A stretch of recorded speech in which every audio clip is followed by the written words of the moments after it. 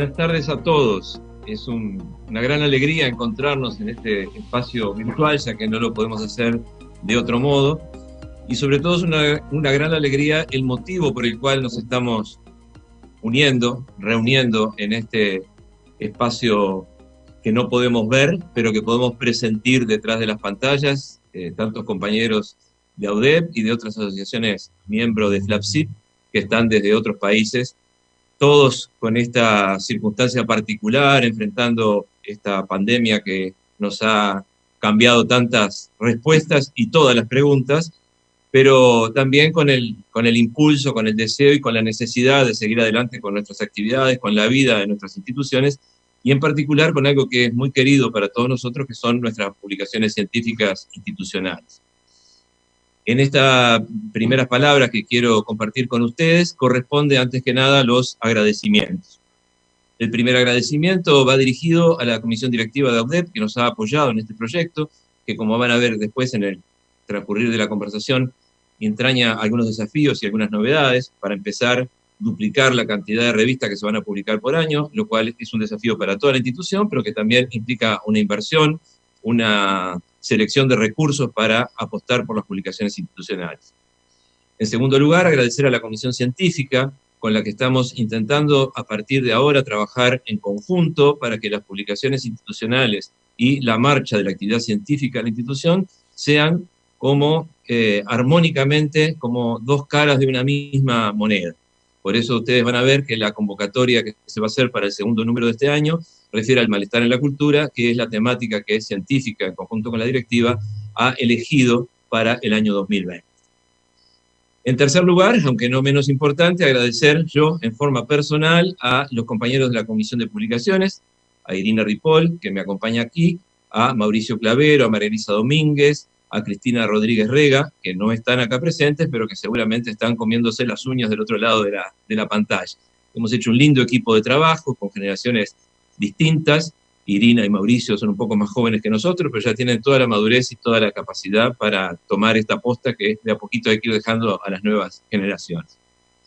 En tercer lugar, agradecerle a los funcionarios de AUDEP que nos han apoyado en todo momento. Esta tarde para armar todo esto ha sido realmente, parecía un set de televisión, esto de cine, por todo el mundo trabajando, corriendo con cosas para estar de la mejor manera y poder estar conectados. Y especialmente entre los funcionarios, a Néstor Gamarra, que por su experticia profesional ha sido de gran ayuda y nos ha dado muchas buenas ideas para mejorar nuestra revista. Por supuesto, agradecer a los autores que han confiado en nosotros. Esta revista, como ustedes van a ver, recoge trabajos que fueron presentados al Congreso del año pasado sobre violencias, fueron seleccionados por el Comité Científico y propuestos a la Comisión de Publicaciones para su edición.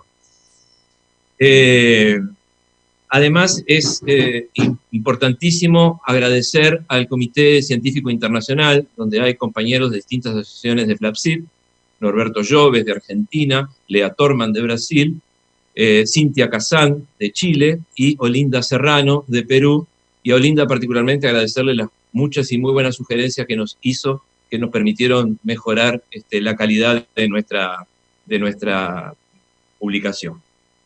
También, por supuesto, agradecerle a los presentadores, que están, seguramente ustedes ya los están viendo en pantalla. Es un honor para nosotros que la doctora Rosario Llenar y el doctor Gerardo Caetano nos acompañen para hacer los comentarios de este primer número.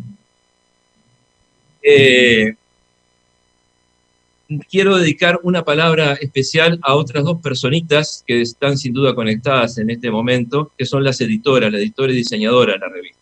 Tener una buena edición y un buen diseño para una revista es fundamental para que el producto no solamente sea atractivo como objeto cultural, sino que además sea accesible y funcional para las finalidades que una revista debe perseguir. Muchas veces los que no estamos en el mundo editorial no nos damos cuenta de esos detalles y se asemeja a esa conversación trivial de ¿para qué vas a consultar al psicoanalista? ¿Por qué tu problema no lo hablas con un amigo? Bueno, pensar que escribir textos y mandarlos a la imprenta es lo mismo que hacer una edición es un grave error que muchas veces los que no conocemos cometemos. El amor, el cariño, la dedicación, el entusiasmo, la inteligencia, la profesionalidad de Florencia Eastman y de Andrea Natero han sido fundamentales para que esta revista, que prontamente ustedes van a tener en sus manos, tenga lo que nosotros pensamos que es la calidad que se merecen las publicaciones institucionales de AUDEP. Le voy a dar ahora la palabra al presidente de AUDEP, a Germán Soma, que nos va a hacer una pequeña introducción, y luego, en ese orden, va a hablar en representación de la Comisión Científica, Mariana Rubio, que también, dando cuenta de este estilo de trabajo en conjunto que estamos intentando llevar adelante, también va a tener una palabra con todos nosotros. Bueno, muy buenas a todos, bienvenidos a todos los presentes de su lugar. Hoy sin duda es un día muy importante para UDEP, esta nueva revista, esta nueva época de esta revista, una revista renovada, sin duda es algo muy importante para nosotros. Yo quisiera subrayar los agradecimientos a la Comisión de Publicaciones, que sin duda nos consta que han hecho un trabajo muy grande desde hace muchos meses, y han logrado, junto a otros, a la articulación de muchos otros, este hermoso producto que estamos viendo, ¿no? Y que estamos recién conociendo, ¿no? Sin duda la revista de AUDEP es algo muy importante para la institución, es la palabra escrita, rigurosa, que perdura, arbitrada, ¿no? Me parece muy interesante la presentación que hizo la Comisión de Publicaciones, enviándonos las tapas de otras revistas que de algún modo eso da cuenta de historia, ¿no? Justo tenemos un historiador en la mesa, ¿no? Muy valioso, que nos recrea, que hace historia, que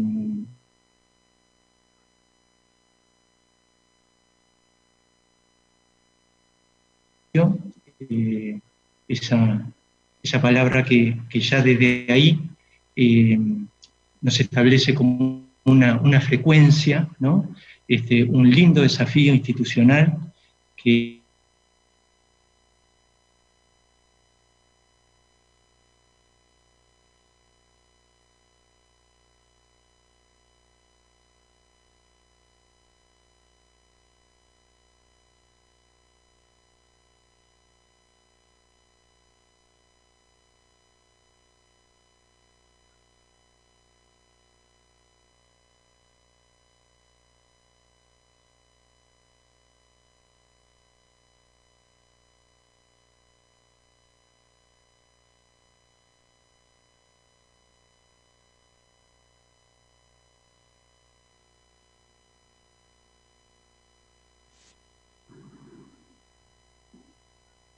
Bueno, parece que tenemos alguna dificultad técnica con la conexión de Germán y de Mariana. Mientras esperamos que se solucione eso, yo quiero retomar el hilo de lo que estaba diciendo Germán, agradeciéndole también especialmente a todos los compañeros de comisiones de publicaciones que nos han precedido, empezando por el querido doctor Enrique Restaino, que fue el primer director de la revista. Esta revista tiene una historia muy particular, porque antes de tener el primer número tuvo un suplemento, porque en época de dictadura no era fácil lograr las autorizaciones para editar una revista, y entonces con las habilidades características de aquel equipo pionero, la revista tuvo 3 suplementos antes de tener el primer número, y el responsable de publicaciones en aquella época era Enrique Restaino. Y fíjense lo que son las peculiaridades de la historia, que en aquella comisión de publicaciones inicial estaba integrada, entre otros, por la doctora Elsa Leone, que es autora de uno de los artículos de este número en una sección que le llamamos relectura, de la que vamos a hablar un poquito más adelante. Así que a todos ellos, a Charo, que ha sido impulsora incansable de las revistas institucionales, que de alguna manera es un poco la madrina de todos nuestros emprendimientos, también corresponde agradecer en esta nueva etapa. No sé si los compañeros de directiva y de científica están en condiciones de continuar. Les doy la palabra a ellos. Bueno, redondeando entonces, sin duda el equinoccio que, bueno, nos establece un gran desafío, un lindo desafío institucional para darle continuidad a este proceso de producción escrita, de publicación, de trabajo, ¿no? que sin duda involucra a muchos, y es como también el alentar a los compañeros a producir y a escribir. Bueno, buenas tardes a todos. Es un gusto para mí, como integrante de la Comisión Científica, estar compartiendo esta instancia tan importante para toda nuestra institución, una instancia fundamental de una nueva revista. Yo voy a leerles un texto un poquito conciso, breve, presentando algunas ideas generales para si podemos luego continuar con la actividad. Tiene un valor relevante para la actividad científica de nuestra institución la publicación de una nueva revista psicoanalítica. Su intención es fomentar y enriquecer la reflexión sobre temas de interés para la comunidad.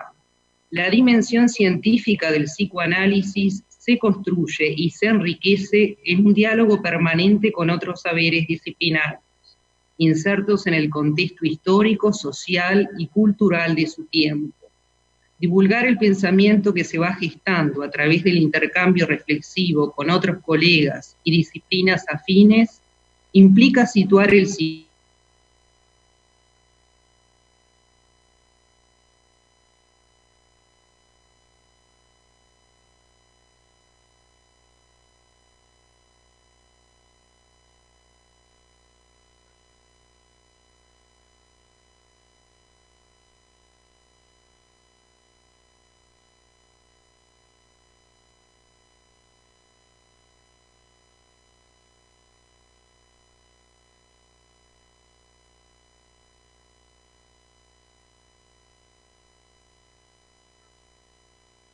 Bueno, yo dije que esto parecía un canal de televisión, y esto parece una transmisión en vivo con todos los avatares de las transmisiones en vivo, ¿no?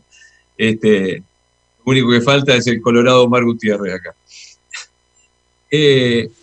La verdad del asunto es que, a ver, si Mariana viene acá un segundito y termina, ya que nos ha preparado este texto, compartiéndolo desde este lugar. Bienvenida. Solo un malestar de la pandemia, digamos, así que bueno, retomo un poquito el texto para no perder el hilo conductor. Tiene un valor relevante para la actividad científica de nuestra institución la publicación de una nueva revista psicoanalítica. Su intención es fomentar y enriquecer la reflexión sobre temas de interés para la comunidad. La dimensión científica del psicoanálisis se construye y se enriquece en un diálogo permanente con otros saberes disciplinarios, insertos en el contexto histórico, social y cultural de su tiempo. Divulgar el pensamiento que se va gestando a través del intercambio reflexivo con otros colegas y disciplinas afines implica situar el psicoanálisis en ese lugar de intersección entre el sujeto y la cultura.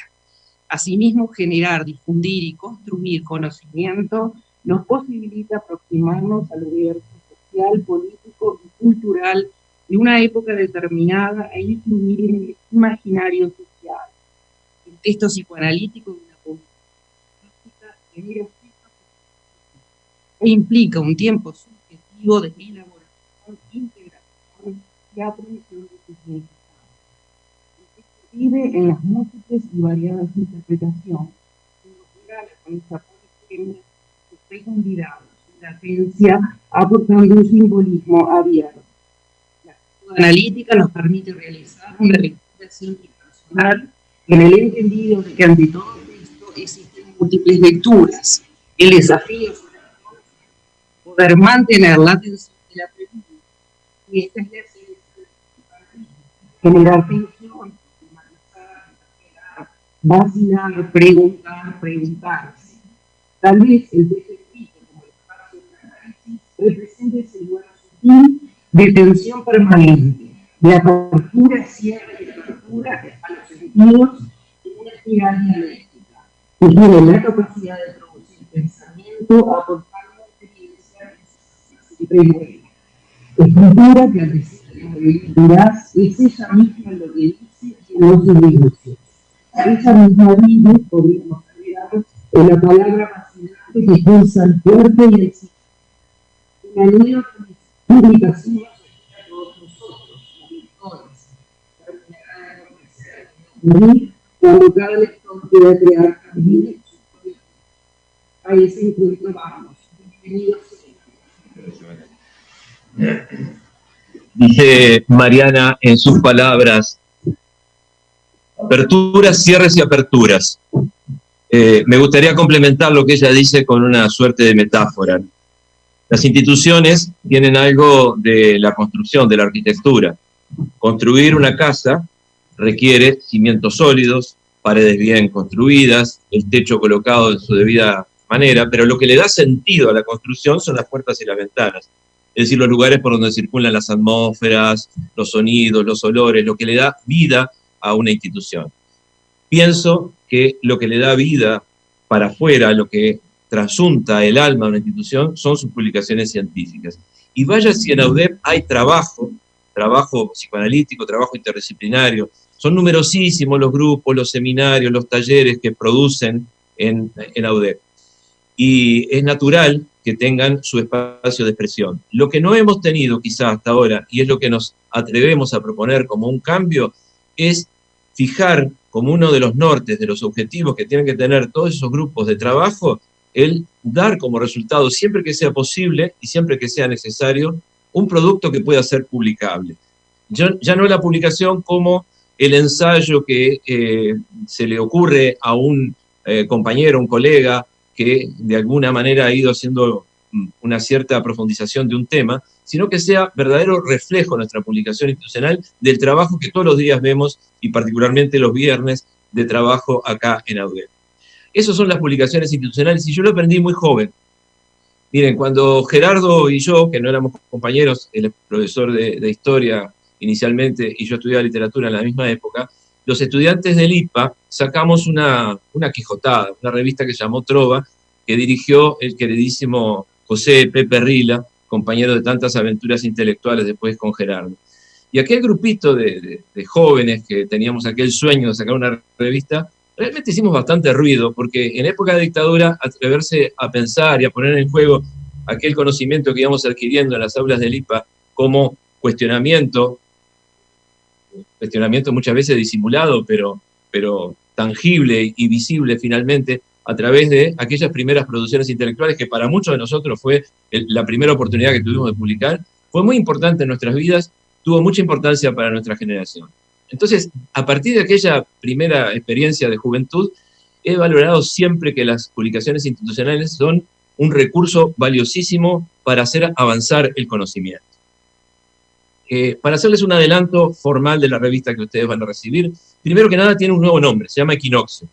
Se van a reír porque la idea de Equinoccio es que salga 2 veces por año, como son los equinoccios, y también el juego simbólico de las luces y las sombras, como el psicoanálisis que trabaja con las ambivalencias humanas. Bueno, la que iba a salir en el equinoccio de otoño está saliendo en el solsticio de invierno, y seguramente la de primavera terminará con suerte en el solsticio de verano. Pero no nos apegamos de esta idea de que 2 veces por año tiene que haber una publicación institucional. Y esto es importante, entre otras cosas, para que la publicación en su versión digital pueda ser aceptada por los portales de indexación. De manera que, con todo derecho, cualquiera de los autores que publican nuestra revista, su trabajo pueda ser recuperado en cualquier lugar del mundo cuando se investiga, a través de los buscadores, como Cielo, por ejemplo, que todos usamos, cuando se investiga un determinado tema y hay una publicación de nuestra institución que trata sobre el mismo.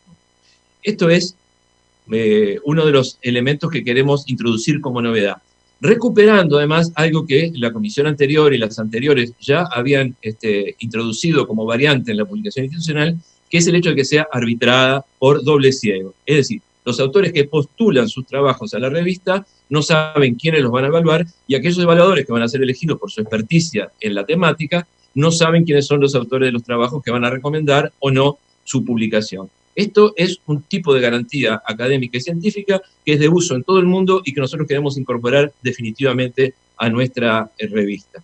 Van a ver que la revista tiene una nueva estética, una nueva presentación. Hemos apostado más al formato de las revistas de carácter científico, más que la impronta más de tipo cultural que en otro momento tuvo. No van a ver las preciosas ilustraciones que muchas veces ha tenido la revista, porque hemos decidido un formato un poco más sobrio y apostar a algunos de los elementos formales a la claridad de la lectura. Va a tener algunas secciones fijas. Todo esto está explicado y ustedes ya lo van a ver cuando reciban la revista. Pero nos importa mucho señalar que va a haber un núcleo temático, cada revista no va a ser miscelánea, se va a ocupar solamente de un núcleo temático para el que vamos a convocar cada vez. Esos trabajos del núcleo temático son los que van a ser arbitrados, y además va a haber un espacio de relecturas, en este caso del trabajo que mencionaba antes de Elsa Leone, que son trabajos sobre la temática publicados anteriormente, en parte para revalorizar el acervo de publicaciones de AUDEP. También va a haber una entrevista, un espacio más liviano para pensar un poco de una manera menos rigurosa, pero al mismo tiempo más viva, lo que a veces es el artículo del trabajo con todas las indicaciones bibliográficas. También va a haber una entrevista o dos en cada uno de los números siguientes, y un avance de investigaciones, porque a partir de ahora la revista pasa a ser definitivamente, además del órgano de AUDEP, el órgano del Instituto Universitario de AUDEP. Por lo tanto, los maestrandos en formación de AUDEP, los docentes del IUPA, debí decir las dos veces del IUPA, van a tener acá un espacio para hacer quizás sus primeras publicaciones, que es un mérito académico necesario para avanzar en la carrera desde el punto de vista académico. También va a haber un espacio de reseñas bibliográficas, que es una tradición, pero que a veces se ha perdido, para ayudarnos entre todos a estar actualizados en torno a lo que se va publicando dentro de la temática de cada número. Y vamos a apuntar siempre más bien a lo que es tradición en AUDEP, que son aquellos temas de interés para el psicoanálisis, de interés para la clínica psicoanalítica, y siempre con una referencia a lo social, a lo interdisciplinario, que es tan característica del enfoque que el psicoanálisis ha hecho en nuestra institución desde sus épocas fundacionales. Bueno, de esto se trata. Espero haberles despertado cierto interés, mucho más los que somos de la época del papel, los que somos predigitales, siempre estamos deseando tener en nuestras manos la revista, así que mi interés es desatarles un poquito esa curiosidad para que pasen por la Secretaría de AUDEP y se lleven su ejemplar, y después nos devuelvan los elogios que esperamos, por cierto, y también las críticas que nos ayuden a seguir mejorando.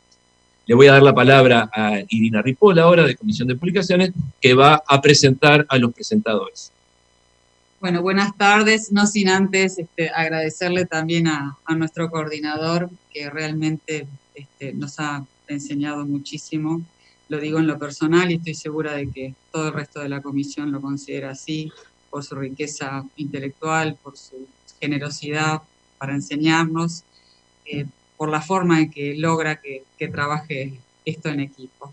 Así que muchas gracias.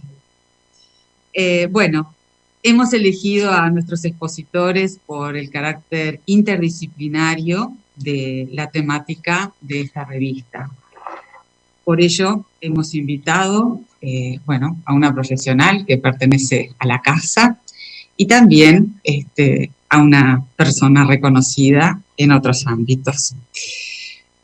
Primeramente, vamos a presentar a la doctora Rosario Llenart, médica psiquiatra, psicóloga, psicoterapeuta habilitante de AUDEP, docente del IUPA, de la Universidad Católica del Uruguay y Clínica 1. Así que, Rosario, te escuchamos. Bueno, hola a todos. Es raro esto de estar hablando, sabemos, excepto a los que estoy viendo. Sé que están por otro lado, hay mucha gente querida que me está mandando mensajes y yo les mando un saludo. Bueno, yo quiero agradecer esta invitación y felicitar a la Comisión de Publicaciones, a cada uno de los compañeros, que, bueno, a la que no conocía era Irina personalmente, pero todos los demás son viejos amigos. Y comparto con Irina que el coordinador realmente tiene tanto entusiasmo que te convence, porque yo le dije que no 500 veces. insistió. Y bueno, no sé qué va a salir de lo que yo diga. Pero la verdad que es una alegría, como mencionaron bueno, Luis y Mariana y Germán, porque siempre estos emprendimientos de AUDEP que muchas veces nos parecen, nos cuestan tanto, ¿no? Cuando realmente se pueden plasmar, nos producen una enorme alegría. Y además, también en lo personal me gusta porque el año pasado tuvimos nuestro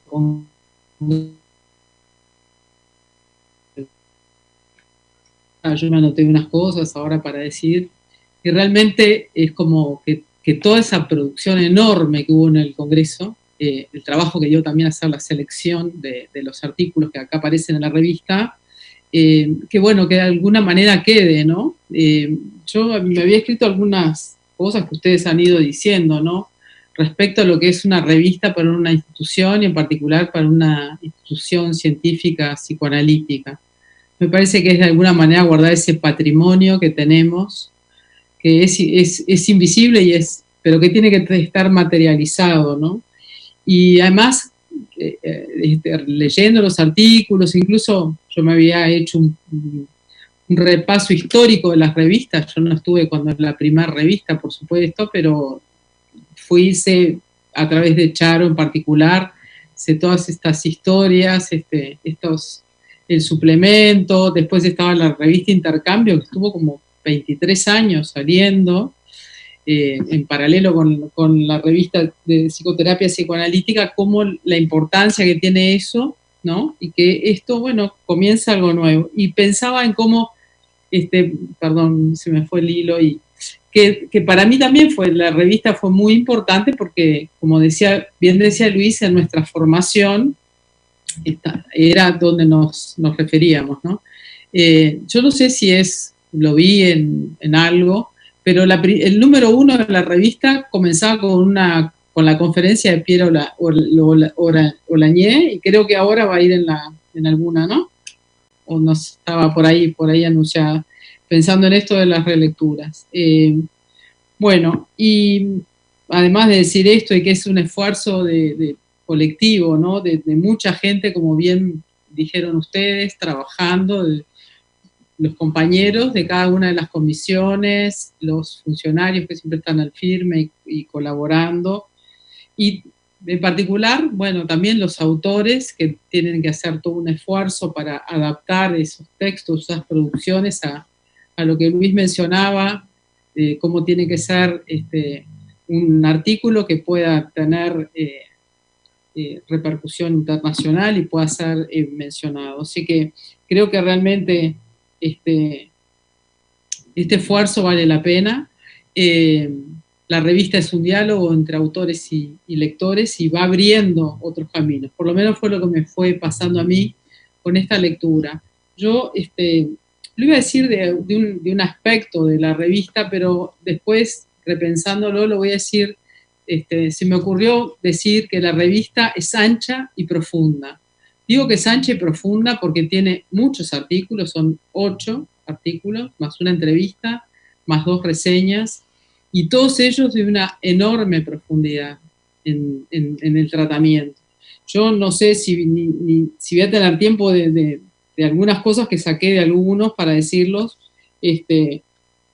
voy a mencionar alguna cosa, pero realmente leer la revista, la leí íntegra, fue no solo interesante, fue atrapante, y además, bueno, voy a contar algo, lo que sucedió. Luis me llama para convocarme a esta presentación, como me tuvo que convencer, fuimos a tomar un café, una semana después que se declaró la emergencia sanitaria. Con lo cual, estamos un poco en una cosa medio transgresora, pero no mucho, pero está. Y bueno, y estábamos conversando ahí, y a partir de ahí es lo que estaba pensando, ¿no? No sé qué le ha pasado a los demás, pero sé que los amigos queridos argentinos y chilenos y peruanos que están ahora en el streaming la están pasando más difícil que nosotros, pero en ese momento fue como que el mundo se paró, ¿no? Hubo algo, yo incluso puse, nos fuimos a la cueva, y después que puse eso, dije, y si él para esa violencia, ¿no? Para algunos, estar encerrados y confinados en sus casas fue que eclosionara la violencia. Y decía esto porque parecía que el mundo se había quedado quieto y parado, y de golpe todo aquello que habíamos estado viendo y hablando en el Congreso y conversando entre todos, por lo menos desde lo que ha pasado acá en Uruguay, fue como que brotó de vuelta, ¿no? Toda la violencia se hizo carne, desgraciadamente, en mujeres y niños en particular, pero también escuchaba esta semana, un joven de 19 años balea un tiro, no, el otro, ¿no? Esa cosa que no para, y que uno tenía la ilusión de que iba a parar. Entonces, creo que la actualidad de los artículos que realmente nos llevan a la reflexión y a poder seguir para adelante, porque aportan en todas totalmente a este tema, ¿no?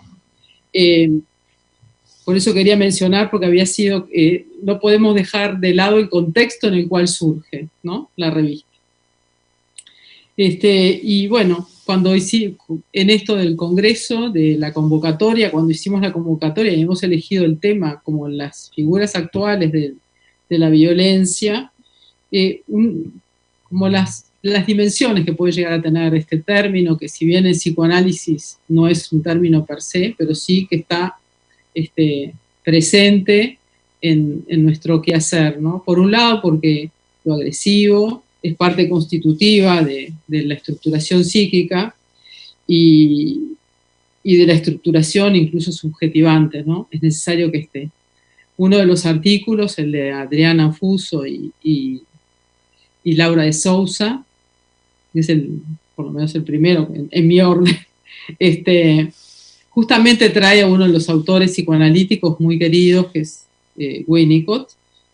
Cualquiera de ellas dos son profundas estudiosas y sapientes de Winnicott, y justamente traen algo que dice Winnicott en relación con lo positivo de la agresividad y del odio en el desarrollo temprano.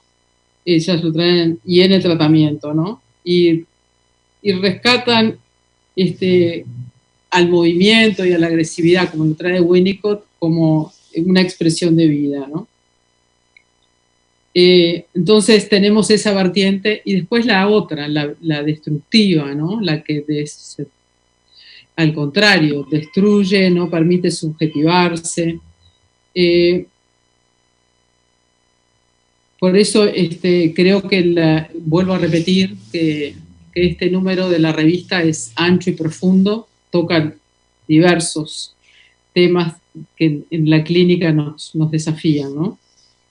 Y lo otro es que también es importante, y que es una característica de nuestra institución, que es la pluralidad, el pluralismo teórico, ¿no? Como la apertura que tenemos para las diversas corrientes del psicoanálisis, y esto también le queda plasmado en la revista, ¿no? Que son distintos enfoques y estilos, y es parte de la esencia constitutiva de AUDEP, que tengamos ese pluralismo, ¿no? Bueno, como mencionaba, está compuesta por 8 artículos y una entrevista y 2 reseñas bibliográficas, cuyo eje, como que el eje central es la violencia, pero cada uno de esos artículos nos llevan a diferentes formas de manifestarse. O bueno, en el caso que mencionaba de Laura y Adriana, es bien interesante a través de la obra de Winnicott, que ellas revisan el encare que hacen de lo agresivo y cómo lo remiten también, que a mí me pareció esto bien interesante. Yo espero poder dar cuenta algo de los artículos, porque son 8, como para que los demás se sientan tentados a leerlos, porque realmente la lectura es muy entretenida, muy estimulante, la de todos los artículos, ¿no? Cada uno tienen una característica que atrapa, ¿no? Y entonces lo que traen las autoras es respecto a qué le pasa al analista, ¿no? Cuando aparecen en el trabajo situaciones donde pueden emerger temas personales de difícil manejo, ¿no? Y que, como por ejemplo, sentimientos de odio, ¿no? Y me parece bien interesante porque, como ellas bien mencionan en una parte del artículo, estos sentimientos suelen ser negados, ¿no? Como son malos si los dejamos de costado. Y bueno, traen esto, dice: el analista acepta el surgimiento de esas reacciones imprevisibles de origen consciente o inconsciente, que a menudo responden al impacto que producen en él actitudes inesperadas o regresivas de los pacientes. Me pareció bien interesante porque esto nos lleva a nosotros a vernos a nosotros mismos, ¿no? En el trabajo diario.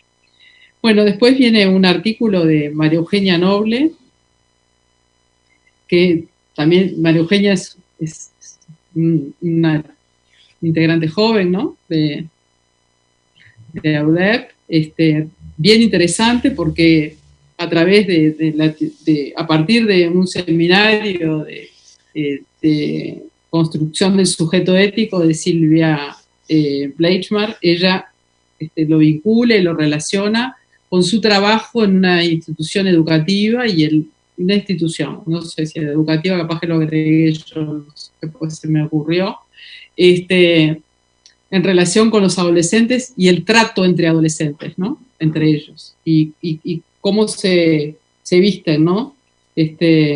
Cómo se visten en el sentido de cómo se etiquetan de alguna manera. Y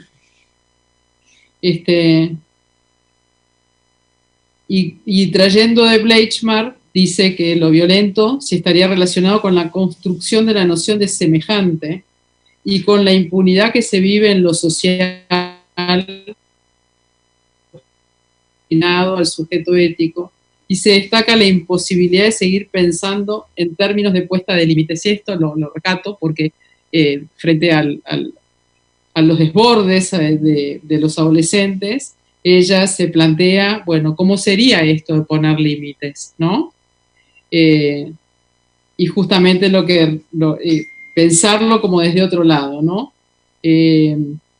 Dice, concluye que uno de los riesgos de los profesionales integrados a instituciones donde procesos de desubjetivación se manifiestan continuamente es quedar tomados por el mismo desgano que nos rodea, por la desesperanza, la falta de proyecto, o bien querer poner límites a través de la agresividad. Y esto es lo que me pareció interesante, ¿no? Recalcar esta reflexión que ella hace. En ambas oportunidades estaríamos reproduciendo la violencia, el desauxilio y la indiferencia que ha estado tan presente en la vida de muchas y muchos jóvenes de nuestro país. Bueno, seguimos con los adolescentes y en el artículo de la profesora Silvana Contino, que se plantea y se hace preguntas respecto a los jóvenes, cuáles son los efectos de la subjetivación de adolescentes en conflicto con la ley penal que participan en programas de prevención secundaria y terciaria. Y es interesante que ella se pregunta qué pasa cuando no se llega directamente a la reclusión, ¿no? Y se pregunta sobre si los sistemas de rehabilitación que se proponen realmente sirven, ayudan o no es así. Entonces, dice, los adolescentes con factores de riesgo por comisión de delitos,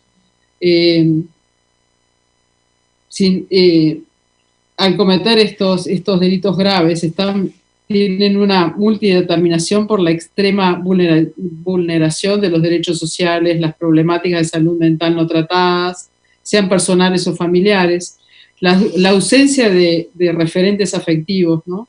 Y una lógica familiar delictiva que estaba presente como forma de identificación y fallido soporte de identidad.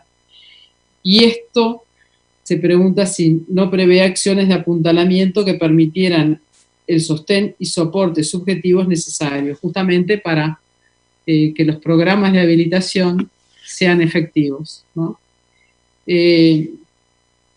Luego hay un trabajo muy clínico de Bettina Miglierina, Los destinos del objeto, que realmente es impactante, muy impactante, como bien lo dice Bettina, una situación clínica es organizante para quien tiene que, como técnico, enfrentarla. Como termina el artículo, dice esto hay que seguirlo pensando, realmente es de mucho peso. Y Bettina se pregunta dónde inscribir las expresiones de destructividad del sujeto cuando se trata de analizar una dinámica intrapsíquica y su interacción con el mundo. ¿Qué términos elegir a la hora de denominar sucesos que a veces nos resultan innombrables? Y realmente el ejemplo clínico que ella trae es cómo poder acompañar a alguien en esta situación cuando realmente el impacto sobre el psiquismo del analista lo deja paralizado, ¿no? Para poder seguir, dice, la pulsión de vida será conceptualizada desde la denominada función objetalizante y la pulsión de muerte desde su destructividad desobjetalizante. Bueno, perdón. Entonces, bien interesante es este planteo sobre estas situaciones clínicas que se nos pueden presentar y qué importante pensaba justamente esto, que poder transmitir esto en la revista como una forma también de poder procesar eso que dejó siderado, ¿no? Bueno, luego sigue el trabajo de Magdalena Lema y Silvia Tejería, Neogénesis, un modo de abordaje de lo traumático, y ellas plantean el abordaje de las situaciones traumáticas como desafíos clínicos y se apoyan en el concepto de neogénesis acuñado por Silvia Bleichmar. También y ven la articulación de las nociones de violencia y trauma. Y se plantean cuáles son los efectos traumáticos de lo real sobre el psiquismo. Como vengo haciendo este orden, no quiero relacionarlo con algo que viene más adelante en la revista que también hace este planteo, ¿no, Luis? Creo que está, ¿no? Como que están muy vinculados, ¿no? Y me pareció qué importante esto de poder ver que a veces nos parece que no, pero el peso que tiene la realidad, tanto en el psiquismo del paciente, de quien consulta, pero también del terapeuta, ¿no? Y como ponen ellas, la realidad no es secundaria sino primordial, y el yo queda afectado con la incidencia atacante de lo real. Bueno, toman neogénesis como el movimiento que en la práctica no se limita a recuperar lo ya existente, sino que intenta, esto es bien interesante, ¿no?, generar nuevas condiciones de simbolización y abrir nuevas posibilidades como una recomposición. Y yo pensaba que este trabajo es como un trabajo muy artesanal, ¿no?, como el ir cosiendo y remendando, ¿no?, que nos parece ahora, tal vez en nuestras dinámicas actuales, vamos dejando por el camino, que tal vez esto, este momento que hemos tenido un parate, tal vez haya hecho, no creo que mucho, pero algún momento de reflexión y de pensar en poder rescatar justamente esto, ¿no?, de ir recomponiendo y articulando y que surja un producto diferente. Después viene un artículo de Mauricio Clavero sobre las infancias trans, interpelaciones en la figura del psicoanalista, que bueno, para mí fue muy instructivo, no estaba cerca de estas situaciones, realmente me ha dejado pensando mucho. y lo que él dice, que propicia una reflexión, realmente sí la propicia, hacia lo invisible, que lo invisible opere visibilidad y lo impensado sea enunciable, ¿no? Como aquello que no, de lo que no se habla, de lo que no se dice, de lo que no se puede hablar, ¿no? Y me parece interesante decir que a pesar de que haya agenda de derechos, que se legalice, eso no quiere decir que esté terminado, lo que tal vez facilite el trabajo con estos niños, pero que hay que seguirlo pensando e interrogando, ¿no? No sé si queda un poquito y ya termino. Bueno, después viene me pasó algo curioso con el trabajo de la doctora Leone. Las palabras no entienden lo que pasa. Yo lo leí, capaz que medio rápido, y ella se hace una serie de preguntas que me voy a plantear.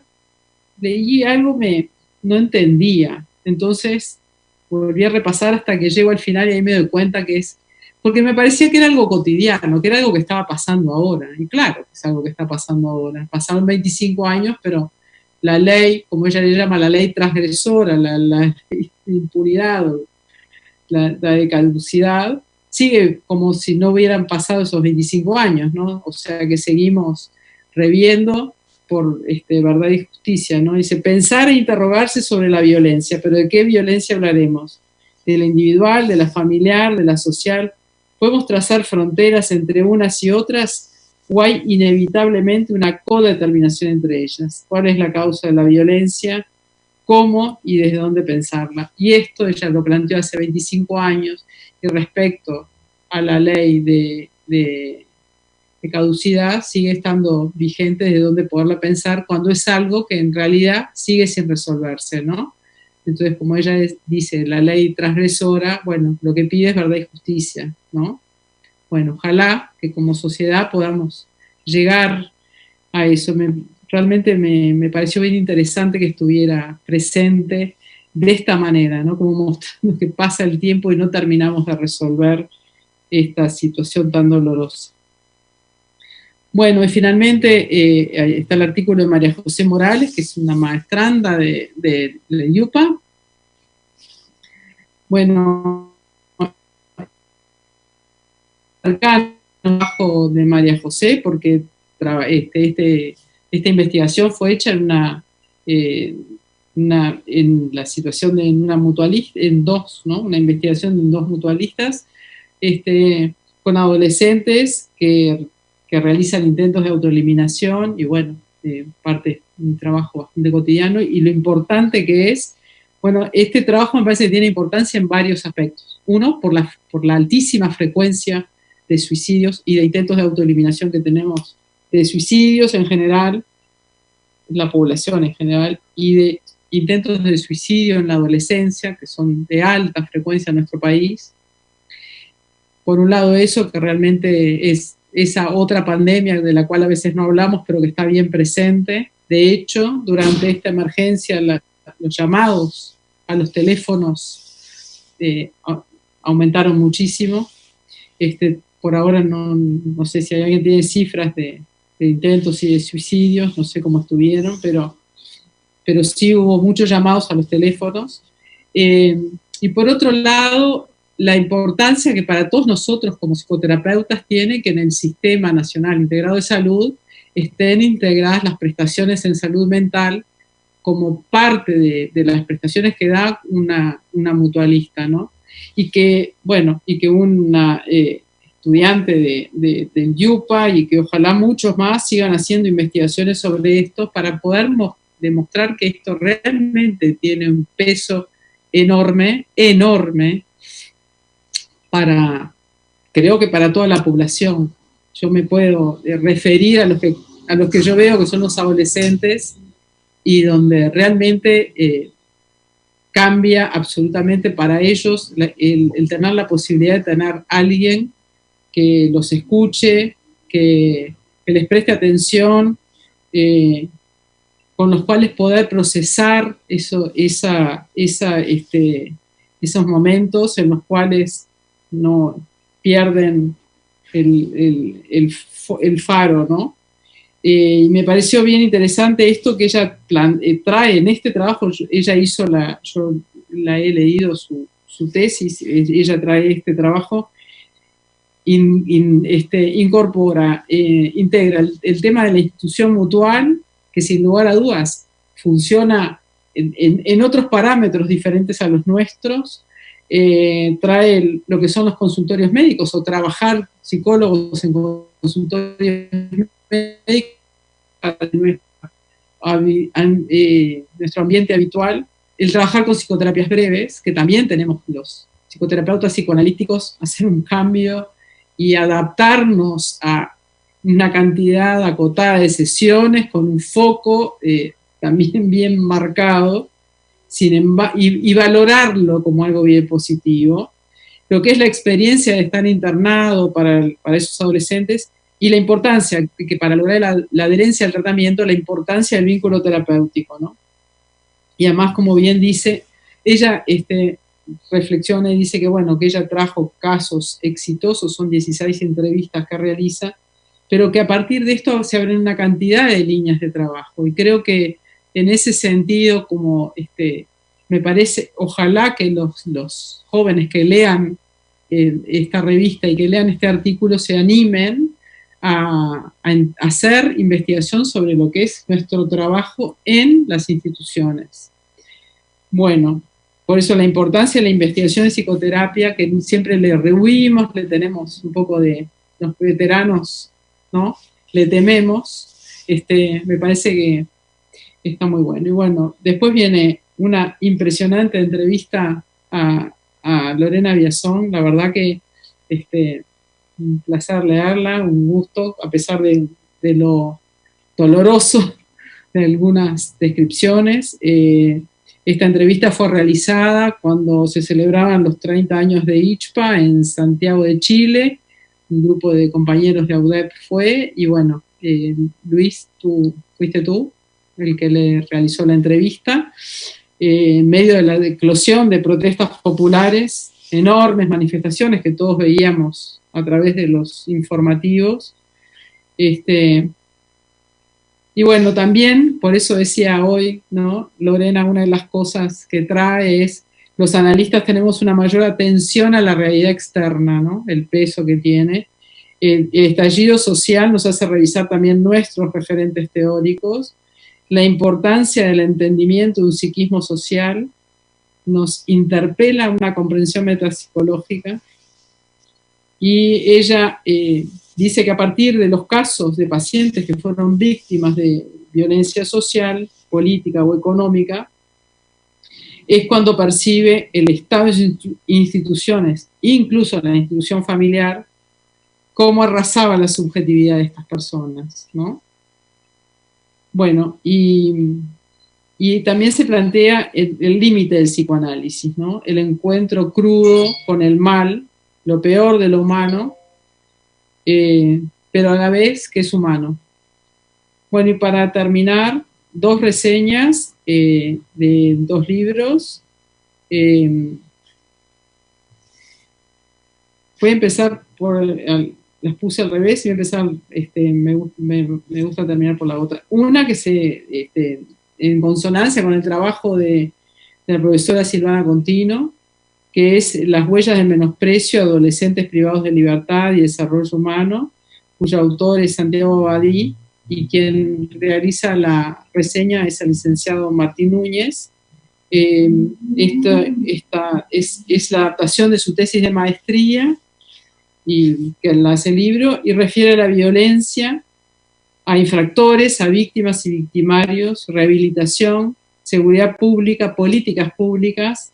Están bien en consonancia el artículo con por lo menos lo que vi en la reseña, y presenta un enfoque de rehabilitación centrado en la perspectiva del desarrollo humano. Y termino con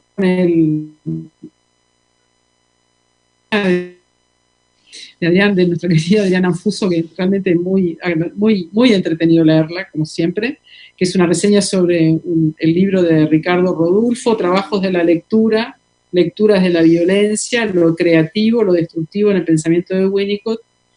Y bueno, Rodulfo, que todos sabemos su destacadísima trayectoria, concentra temas complejos y discutibles y discutidos y menos conocidos de Winnicott.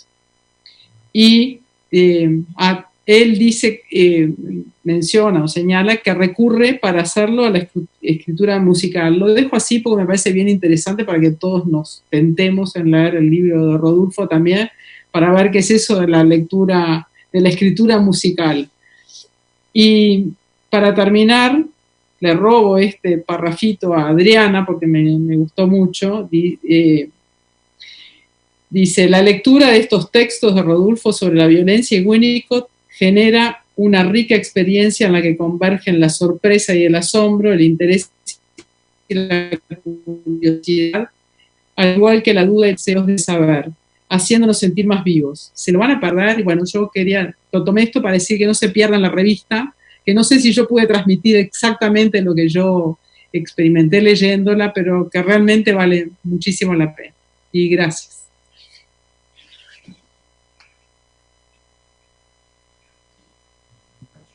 Bueno, muy bien, muchísimas gracias, Rosario. Tengo acá abierto el chat y realmente son muy numerosos los saludos que nos llegan de compañeros de Latinoamérica, también de acá, pero quiero destacar especialmente los que desde otros países, como Daniel Dreyfus, como Linda Serrano, como Miguel Maldonado, como Roberto Lloves, como Lea Lubianca Torman, como Alicia Leone, Lorena Biazón, que además debe estar como autora de la entrevista, Cintia Kazán, realmente estamos muy acompañados. Todos grandes amigos. Todos grandes amigos, qué lindo sentir, ¿no? Que esta revista sirva además como excusa para este encuentro donde las almas de alguna manera se comunican. Bueno, muchas gracias, Rosario. Y bueno, aprovechamos a pedirles que vayan enviando sus preguntas para los expositores. Y ahora sí, pasamos a presentar a nuestro segundo expositor, Gerardo Caetano, doctor en Historia por la Universidad Nacional de La Plata, investigador y docente grado 5 en la Universidad de la República, investigador nivel 3 en el Sistema Nacional de Investigadores del Uruguay, miembro de las Academias de Letras y de Ciencias, académico correspondiente en la Academia de la Historia en Argentina y de la Real Academia Española, presidente del Consejo Superior de la Facultad Latinoamericana de Ciencias Sociales de 2012 hasta 2020, integrante del Comité Directivo del Consejo Superior del Consejo Latinoamericano de Ciencias Sociales desde 2009 a 2015, integra múltiples organismos y redes internacionales de historia y de ciencias sociales, docente de cursos de grado y de posgrado en el país y en el extranjero. Ha publicado numerosas publicaciones en áreas de su especialidad, por las que ha obtenido varios premios académicos nacionales e internacionales. Buenas tardes, Gerardo. Buenas tardes a todos. Agradezco la invitación. Por lo menos antes de la exposición deberán reconocer mi coraje de animarme a presentar como historiador una revista de psicoterapia psicoanalítica y de hablar para un auditorio de muchos psicólogos, psiquiatras, psicoanalistas. Esto tiene que ver con algunas cosas de mi vida. Yo hace 30 años que tenemos un grupo de discusión entre historia y psicoanálisis. En ese grupo nos acompañó nada menos que José Pedro Barrán hasta su muerte en el 2009, pero la seguimos teniendo con mis hermanos, con mis hermanos queridos, Daniel Gil y el entrañable amigo y hermano en el que en un lapsus Marcelo Viñar se me quedaba allí presente. Lo primero, también decirles que me animo porque mi hijo mayor es psicoanalista, es psicólogo, y trabaja muchos de estos temas, y conversamos mucho con él. Y también me animo y asumo el riesgo porque creo particularmente en la necesidad del diálogo interdisciplinario. Creo que ninguna de nuestras disciplinas se basta sola, requiere otras miradas, se enriquece desde otras miradas, lo cual no significa en modo alguno perder rigurosidad o perder perfil disciplinario, sino abrirse a preguntas. También quiero felicitarlos como institución. No solo investigan los investigadores, también se investiga desde las instituciones, desde sus emprendimientos, desde sus revistas, desde sus redes. Celebro particularmente que en esta nueva etapa Equinoccio asuma un perfil de revista científica, con todo lo que ello implica, estableciendo el arbitraje de pares, estableciendo la red internacional, que es la red que debe ser la plataforma de una comunidad académica. Y celebro también, porque lo advierto, que como una buena institución viva, es una institución que aloja, bueno, esa tensión absolutamente indispensable entre los jóvenes y los no tan jóvenes, entre las miradas que tal vez tengan menos experiencia, pero que muchas veces tienen más audacia, y otras miradas que están cargadas con la experiencia de la vida y del oficio. La verdad que, como lo ha señalado Rosario, si tuviera que empezar con una referencia a propósito de esta revista, que nada menos que trata sobre las violencias, con todo lo que esto implica en nuestras sociedades contemporáneas en general, y en nuestras sociedades latinoamericanas en particular, volvería al título de mi querida amiga Elsa Leone, tomado de un maravilloso poema de Salvador Puch, del que ya nos separan, bueno, 52 años, un poema de 1968. Las palabras no entienden lo que pasa. Y yo creo que es una muy precisa definición que hoy podríamos rubricar respecto a muchos temas. Es una expresión y es un poema con el que empieza y termina su poema, que en primer lugar está extraordinariamente vigente, tristemente vigente, porque en relación a un tema como el de la ley de caducidad, de la pretensión punitiva del Estado, eufemismo absolutamente uruguayo, copyright uruguayo para referir una ley de impunidad. Bueno, esta ley fue aprobada en el año 86, diciembre del 86, todavía estamos viviendo sus cuentas pendientes y todavía seguimos sin justicia, sin verdad, con problemas de memoria y con problemas de reparación, lo cual configura una demanda absolutamente inexcusable. He aprendido mucho leyendo este libro, esta revista. Muchas de las cosas las ha anticipado con una reseña muy prolija y muy profunda Rosario. Yo simplemente quiero señalar algunos elementos que en particular en la relación de historia y psicoanálisis se vuelven muy particulares. Ustedes saben que nuestros oficios tienen bastante en común.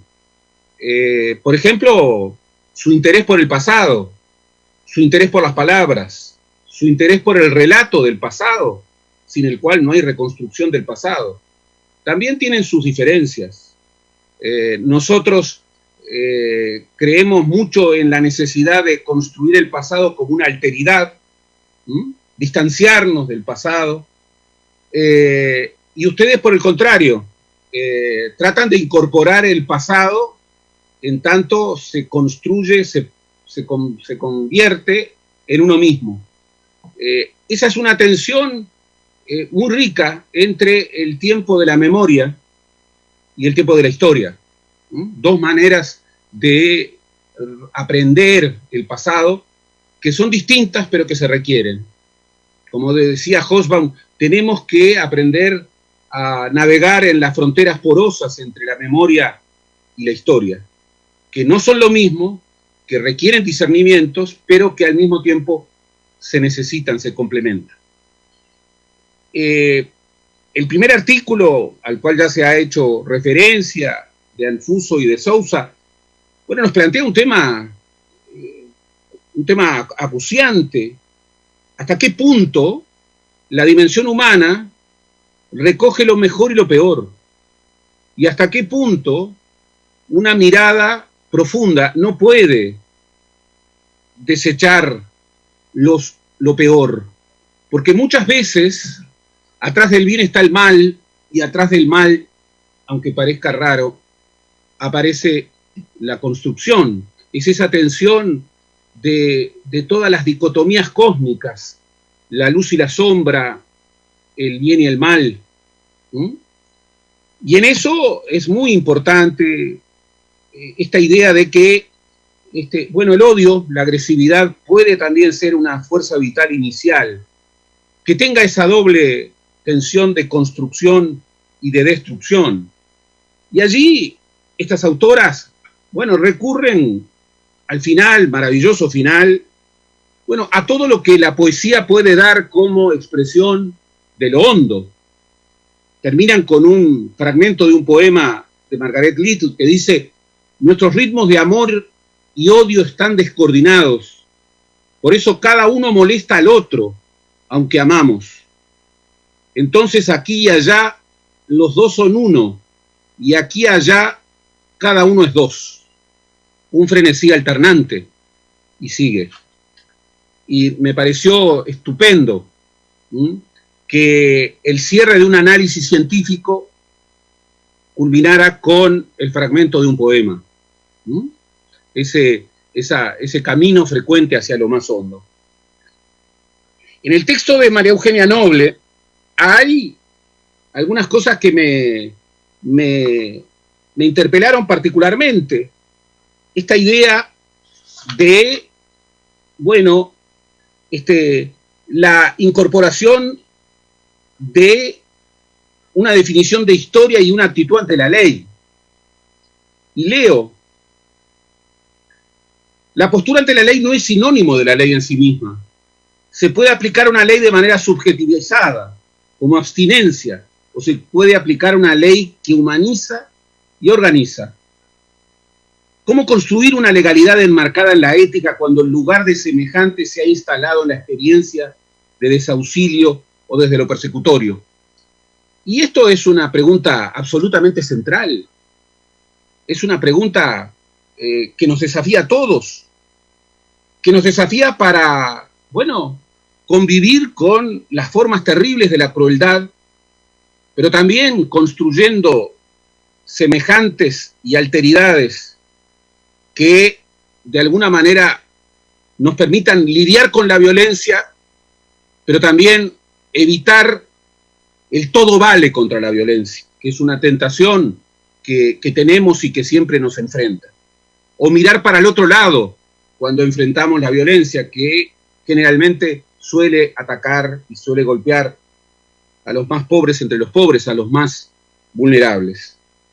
Y recojo el final de su texto, en donde ellas, desde su experiencia profesional, hablan del peligro que tienen los trabajadores del psicoanálisis, los trabajadores de la salud, los trabajadores de instituciones que lidian con estas violencias, de ser ganados por el desgano, por la desesperanza, por la falta de futuro, por la ausencia permanentemente referida, por la ausencia de proyecto personal.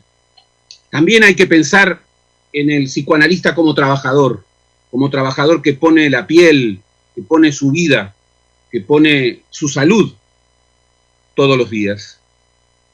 En el texto de Silvana Contino me pareció muy interesante la necesidad de discernir siempre que el adolescente no es un niño, que hay que discernir entre adolescente y juventud, que son categorías mucho más jóvenes que la de niño. La de niño es una categoría más arcaica. Ha variado, se ha resignificado, pero es una categoría más arcaica. Nosotros hace poco teníamos un código penal que incluía a jóvenes y adolescentes que se llamaba el Código del Niño. Y nos planteaban hasta qué punto, muchas veces, hay un proceso de subjetivación adolescente que busca nuevamente ese refugio en la minorización. Y nos planteaban la necesidad de romper con ese peligro, con esa asociación indebida. Y al mismo tiempo nos plantean los límites de cualquier política pública a este respecto. Y la necesidad, como lo plantean, del seguimiento de lo singular. No hay políticas públicas que basten. Es necesario el seguimiento de lo personal, de lo particular, la atención personalizada. También me pareció extraordinariamente desafiante el texto de Miglerina y Tejería, Los destinos del objeto, en donde, bueno, uno ve la tensión infinita de la clínica sobre la violencia, en este caso, sobre un presunto filicidio. Y se advierte hasta qué punto, por debajo de la superficie, habitan tiempos, actores y procesos de la historia que son realmente claves. Está el trabajo de Lerma sobre neogénesis, también planteando los efectos psíquicos de lo traumático, la necesidad de articular violencia y trauma, esa idea de ampliar el repertorio de respuestas posibles ante la insuficiencia de la interpretación simbólica. Y esto particularmente lo rescato porque muchas veces el oficio de alguna manera nos carga de ciertas sabidurías que se vuelven convencionales y que de alguna manera no se remueven, no se instalan en una zona de comodidad. Y siempre hay que debatir sobre justamente los límites de nuestro oficio, porque nuestro oficio para vivir debe cambiar de manera permanente. Desde desafíos sumamente profundos, como el que ellas revelan, la escucha psicoanalítica, la escucha analítica, es muchas veces la escucha de un silencio. Es la escucha de lo que no se puede decir, de lo que no puede ser dicho. ¿Y hasta qué punto esto se vincula con las tensiones de otros oficios? Por ejemplo, la tensión de un historiador, cuando la heurística del historiador está tan dominada por los dirigentes. No importa de qué, siempre la visión de las élites. Y uno tiene que aguzar el oído, como diría mi maestro José Pedro Barrán, para escuchar a los que no escriben, a los que no registran, a los pacientes, a los perdedores de la historia, a los derrotados. El texto de Mauricio Clavero es realmente sumamente importante, porque se incorpora, recordémoslo, en una de las franjas más vulnerables de nuestra población. Los números de la población trans, a los cuales despertamos muchos de nosotros cuando se debatió la ley trans, nos revelan a los más pobres entre los pobres, los más vulnerables entre los vulnerables, sobre quienes generalmente las sociedades miran para otro lado. Y aquí nos plantea la necesidad de y es muy revelador, porque reivindicando el pensar incómodo, nos previene contra el régimen de la diferencia sexual como la religión científica de Occidente. Y esto es realmente revolucionario. Esto es realmente revolucionario para el oficio, para vuestro oficio, pero también para las sociedades. Y finalmente, el texto de María José Morales, Psicoterapia en instituciones, lo cual nos revela hasta qué punto, bueno, cualquier analista debe hacerse cargo de lo que es una institución. Y una institución son ante todo personas, son referentes, son historias, son acumulaciones que no terminan con cada persona y se van sumando. Y esto tiene mucho que ver con las mejores acumulaciones que puede tener una asociación como AUDEP. Quiero darle un espacio particular a la estupenda entrevista de Luis a Lorena Biazón. porque es una entrevista de una actualidad y de una vigencia absoluta. Es una entrevista no solamente extraordinariamente profunda, sino de un enorme coraje. ¿Qué podemos aprender de la violencia política y social de Chile?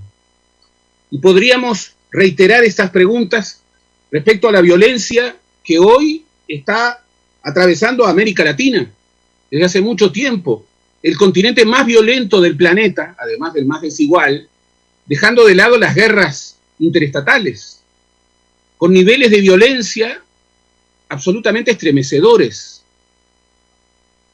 Y aquí lo primero que quiero destacar es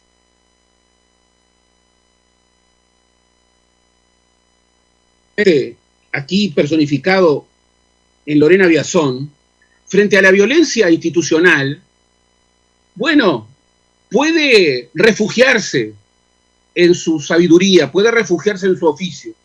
Y sin embargo, si abre los ojos y se advierte lo que pasa, aunque las palabras no entiendan lo que pasa, advierte que la violencia institucional arrasa con las subjetividades y obstaculizan las posibilidades de la reconstrucción de la subjetividad. Y advierte los desafíos que para un oficio como el de el analista, tal vez por temor a perder la neutralidad, no logra incluir la realidad social en la tranquilidad de la consulta. Llegar a resultar cómplice de lo real de la violencia que el Estado realiza a través del discurso oficial. No ser conmovido por violencias que son colectivas pero que revierten con enorme fuerza en las dimensiones más personales. Es un texto muy removedor que termina con algo que creo que es programático en términos de la construcción de una nueva visión de lo que debe ser el psicoanálisis. El límite del psicoanálisis, refiere Lorena. El encuentro crudo con el mal, la dificultad para poder pensar algo que queda fuera del pensamiento, que es inasible y que se refiere al mal. Es lo peor de lo humano, pero es lo humano totalmente humano, que deviene inasible en el momento mismo en que nos ocupamos de considerarlo. Me parece que esto es algo relacionado con lo que se ve cuando Chile despierta. Las metas instintivas de las conductas criminales propias de la humanidad que resultan tan difíciles de pensar. Pero intentar hacerlo constituye hoy un reto para el psicoanálisis. Y creo que en esa referencia está advirtiendo un reto que también está impactando sobre otras disciplinas, en las que no vale el resguardo de la asepsia científica de la disciplina o de la investigación. No hay una investigación que realmente sea profunda, que no incorpore estos retos. Luego están las reseñas bibliográficas a las cuales se ha referido Rosario, sobre las que solamente quiero marcar la curiosidad de que cumplen plenamente el rol de cualquier reseña, invitan a leer. Por eso quiero terminar diciendo, celebro este paso gigantesco de AUDEP, es un paso sumamente importante que inscribe más al psicoanálisis, a la psicoterapéutica, a la psiquiatría en el terreno de la comunidad científica, no solo uruguaya, sino latinoamericana y global.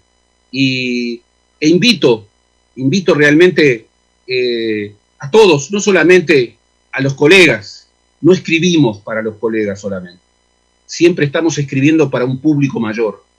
Y espero, porque se lo merece, que este número de la revista Equinoccio tenga muchas lecturas y que no sean solamente lecturas de colegas de ustedes. Yo quiero decir que no soy colega de ustedes y realmente he aprendido mucho. Y perdonen nuevamente por la audacia. Muchísimas gracias, Gerardo. Ha sido realmente muy estimulante tu lectura y un verdadero honor para nosotros contar con tu participación en esta etapa de la revista, de las publicaciones institucionales. Y verdaderamente, sí, muchos estamos convencidos que el futuro del psicoanálisis pasa por ese trabajo de cultura, por esa interfaz que hay entre la evolución del psiquismo individual y la evolución que como colectivos humanos vamos haciendo a lo largo de la historia. A veces, desde la perspectiva limitada de la vida de cada uno de nosotros, nos cuesta apreciar esos cambios, esa evolución, pero tal vez por un reflejo esperanzado en el futuro de la humanidad. También equinoccio es la lucha entre Eros y Tánatos, ¿no? Freud termina El malestar en la cultura preguntándose, esa es la gigantomaquia, dice, el enfrentamiento de Eros y Tánatos, que define la historia cultural de la humanidad, y se termina preguntando, bueno, ¿quién prevalecerá? Lo que ocurre es que, a diferencia de las luchas de los dioses, esta lucha se protagoniza en el interior de cada uno de nosotros. Y la prevalencia de una u otra depende, en una pequeña, pero en una gran medida al mismo tiempo, de lo que cada uno de nosotros pueda, desde su lugar, desde su saber, desde su conocimiento, y construyendo con otros, ir generando avance. Así que es un verdadero placer haberte escuchado, como haber escuchado también a Rosario, y saber que los aportes de ustedes nos ayudan a reposicionar el esfuerzo que hemos hecho en conjunto con los autores, y pensar desde ya, y desde el estímulo de la lectura que ustedes, esta primera lectura que ustedes hacen de la revista, pensar los pasos futuros, ver por dónde habremos de seguir en las siguientes publicaciones, y recoger al final de este encuentro también el guante y compartirlo con toda la institución para producir mucho, para producir bien, para producir con el rigor que las exigencias académicas actuales a nivel internacional nos plantean, porque nos merecemos una buena publicación por lo que la institución significa y por lo que ha venido creciendo a lo largo de todos estos años. De manera que les agradecemos mucho. Me dicen que desde el punto de vista técnico, las palabras que dirigió al comienzo Mariana Rubio no se pudieron escuchar bien. Si Mariana está disponible, le vamos a pedir que las lea ahora como cierre de la actividad. Y Irina estaba mirando las participaciones y las preguntas que han llegado. Mientras Mariana relee, esperemos que con buen audio en esta oportunidad, esas palabras introductorias, vamos a hacer un relevamiento de esas preguntas y cerramos la actividad después con un par de respuestas de cada uno de ustedes en relación a las inquietudes que nos han llegado. Vamos a dejarle el lugar a Mariana porque los inconvenientes técnicos jugaron una mala pasada y todos hemos hecho un esfuerzo para hacer de esta presentación en las dificultades lo mejor posible, y Mariana también merece tener ese momento para compartir con ustedes las reflexiones que nos planteen. A ver, Mariana. Bueno, espero que se pueda escuchar un poquito mejor mi intervención. Les leo el texto, que es bien conciso. Y dice: tiene un valor relevante para la actividad científica de nuestra institución la publicación de una nueva revista psicoanalítica. Su intención es fomentar e enriquecer la reflexión sobre temas de interés para la comunidad.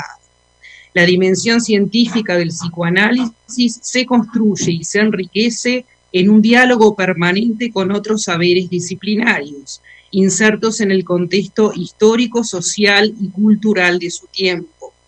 Divulgar el pensamiento que se va gestando a través del intercambio reflexivo con otros colegas y disciplinas afines implica situar el psicoanálisis en ese lugar de intersección entre el sujeto y la cultura.